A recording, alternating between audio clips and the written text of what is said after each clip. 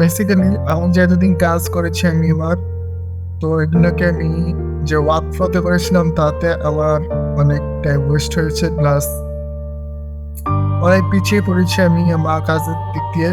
কিন্তু আমি এবার নিজেকে আপডেট করব। নিজেকে আপডেট করার সাথে সাথে আমার যে হার্ডওয়্যার বা সফটওয়্যার জায়গা আছে আমি সবগুলোকে আপডেট করব এবং আপডেটেড কন্টেন্ট আনবো। আমি সামনে হয়তো আর ভিডিও এডিটিং মানে একদম প্র্যাকটিক্যালভাবে দেখাবো না, যেহেতু যেভাবে আগে দেখাতাম, কিন্তু চেষ্টা করবো যে ভিডিও এডিটিং যে কনসেপ্টগুলো আছে তা আপনাদেরকে বুঝান। আমার নিশ চেঞ্জ হলেও মেন নিশটাই এখনো আছে, নিশ ওয়েটা জাস্ট চেঞ্জ হয়েছে।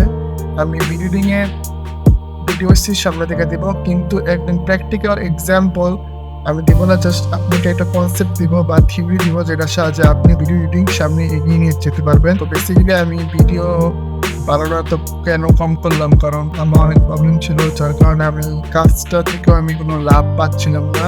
প্লাস আমার কিছু প্রবলেম ছিল আসলে, যেগুলো ফিগার আউট আমি এখনো করতে পারিনি। তো তাই আমি আমার যে ভিডিও এডিটিং যে কাজটি আছে আমি আগের মতো সিরিয়াসলি নিইনি।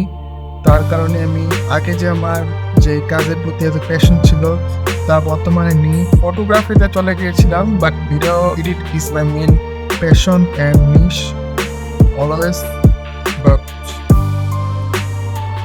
আমি আমাকে আপডেট করছি, প্লাস আমি আমার কাজকে আপডেট করবো যাতে আপনাদের জন্য একটি ভালো কন্টেন্ট ভিডিও আনতে পারি ভবিষ্যতে।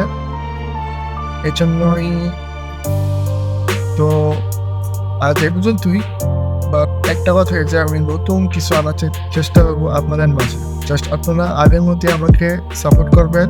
তো বন্ধুরা, আজের মধ্যেই আশা করি ভিডিওটি পছন্দ হয়েছে, এবং পছন্দ হয় একটি লাইক অবশ্যই করে দেবেন এবং আশা রাখবেন যাতে আমি আপনাদের জন্য ভালো কন্টেন্ট ভবিষ্যতে আনতে পারি। তো বন্ধুরা, আজ মধ্যেই লেভেল আপ।